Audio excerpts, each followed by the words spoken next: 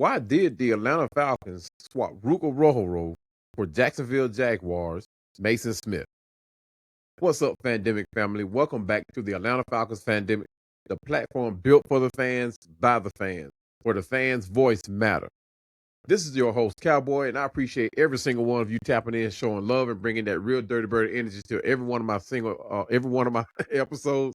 Today, we've got a move though that may have some of you guys scratching your heads. One of the most surprising moves of the Falcons offseason. Just days before the 2026 draft, the front office decided to light the fuse on a trade that's got everybody talking. We're talking about a straight up and down defensive line swap. Atlanta has officially traded fan favorite defensive line Ruke Orhorhoro to the Jacksonville Jaguars in exchange for fellow 2024 second rounder Maason Smith. Now look, I know this one caught a few folks off guard. I've seen the comments, I've heard the reactions, and trust me, you are not alone. Why? Because this is basically the same guy. Why move one second round pick for another? But don't worry, guys. That's why we're here. So pull up, grab a chair, because I've done all the homework for you. The why, the how, the what it means, and whether this trade sets the Falcons up for something bigger in the future. And why this might be a sneakier win for Ian Cunningham than it looks. There is this single one underlying reason as to why Ruke was involved in this trade. So settle in, Fandemics. Let's talk some football. Now, on paper, it looks like a straight-up even swap. Both were second-round picks. Both flash talent. Both struggle to become consistent starters. So why pull the trigger?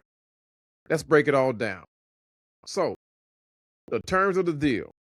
This was a clean one-for-one player swap. No draft picks involved, no future consideration.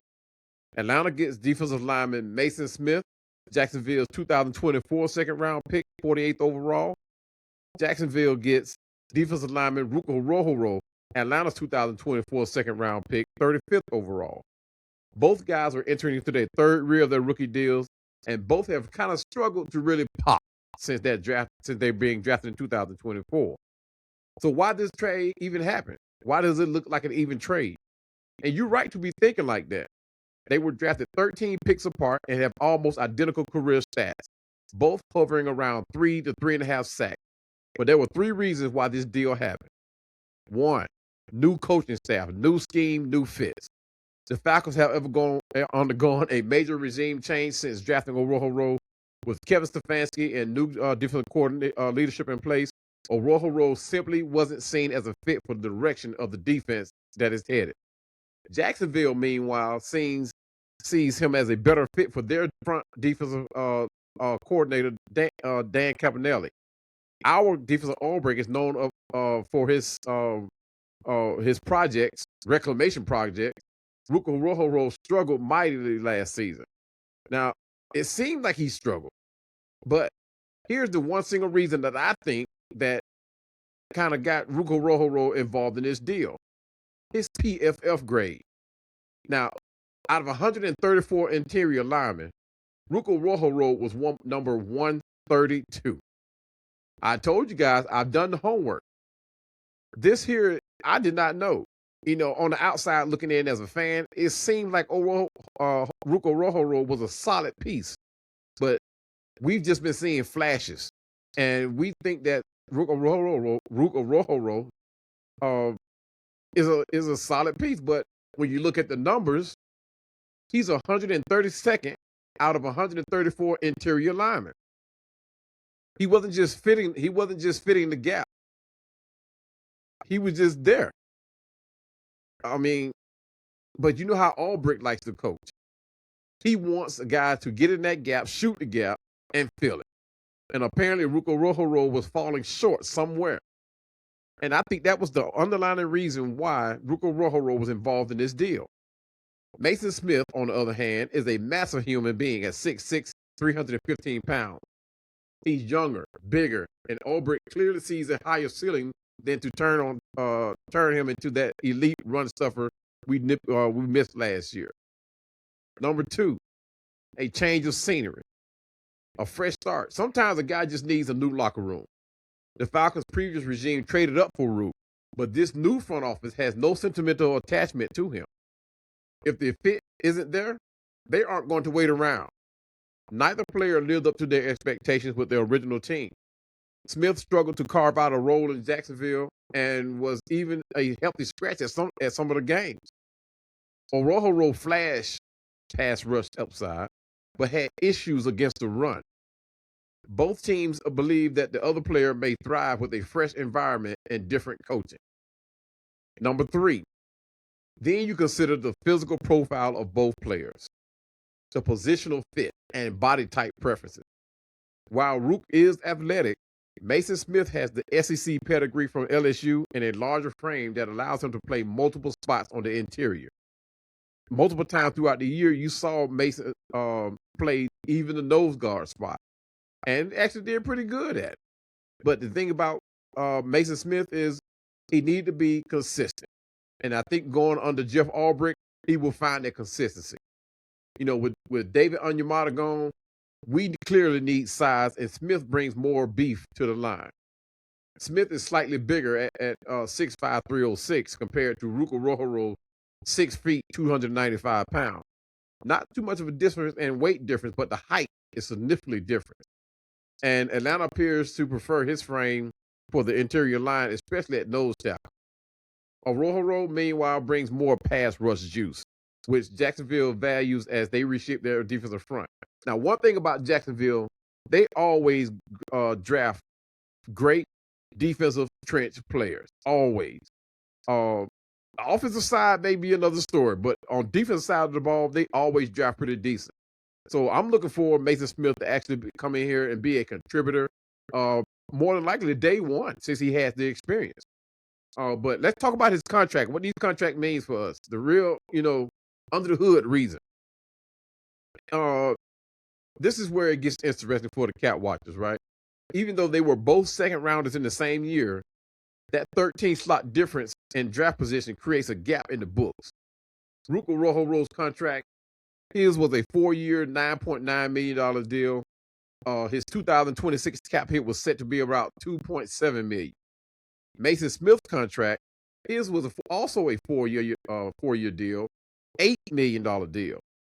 His 2026 cap hit is only $2.18 million.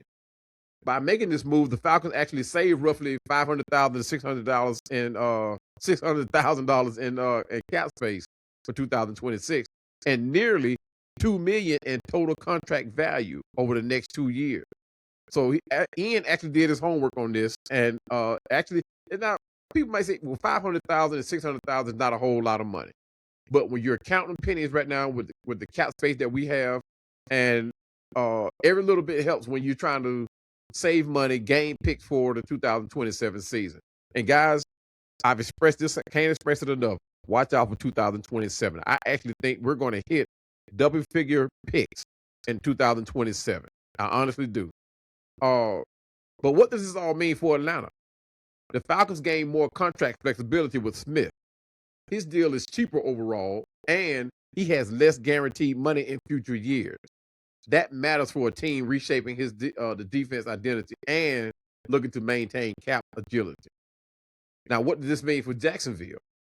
The Jaguars take on the slightly more expensive player, but one they believe he has a higher pass rush upside and fits their scheme better. They're betting on Ruke Orhorhoro's traits and production. His 3.5 sacks and 25 tackles last season to translate into the system for them. So, Fandemics, this wasn't just a why not trade. It was a philosophical shift, a contract strategy, and a fresh start gamble for both franchises. Atlanta gets a bigger interior interior presence with more financial flexibility. Jacksonville gets their pass rushers they believe can unlock their potential in the scheme. Atlanta's front office is playing chess while the rest of the league is still moving checkers. Look, this doesn't mean the Falcons are done with the D-line. I think they're still going to go into the draft looking for a defensive player. It just won't happen with that first pick. Now, I still expect us to look at nose tackle Georgia's Christian Miller. I think there's a second talk even scheduled for Christian Wilkins. Did I say that right? Wilkins. Christopher Wilkins. But if Christian Miller is there at 48, I don't know. Atlanta just may take the nod, but I see Atlanta going further back into the draft, looking for a defensive lineman for development. But Maason Smith gives us a younger, cheaper project with a massive frame to plug into the Albrecht system. It's a low risk, high reward swap. If Smith pans out, we look like geniuses. If not, we save a little cash while trying to fix a position of need. Now, it's your turn, guys. I want to hear from the Dirty Bird Nation. Was this a smart move or a risky reset? Drop your thoughts in the comments, tag us on the socials, and let's get this debate flying. Now, would this be one of those rare win-win swaps? Only time will tell. But we'll be watching. If you're rocking with the Fandemic, hit that subscribe button, smash the like, and share this episode with every Falcons fan you know. Also, don't forget to hit that notification bell because the draft is right around the corner. You don't want to miss it. And before I roll out, be sure to look out for our second channel, Atlanta Fandemic Sports Insider. That's where we dive into all the things Atlanta sports, Braves baseball, Hawks hoop, United soccer, and of course, more Falcons talk. If it's happening in the A, we're breaking it down with that same Fandemic energy. So subscribe there too. Join the movement. Keep riding with us because here at the Fandemic, we just don't watch the game. We live it. Until then, keep that energy high, keep that faith strong, and remember to always rise up. We're out.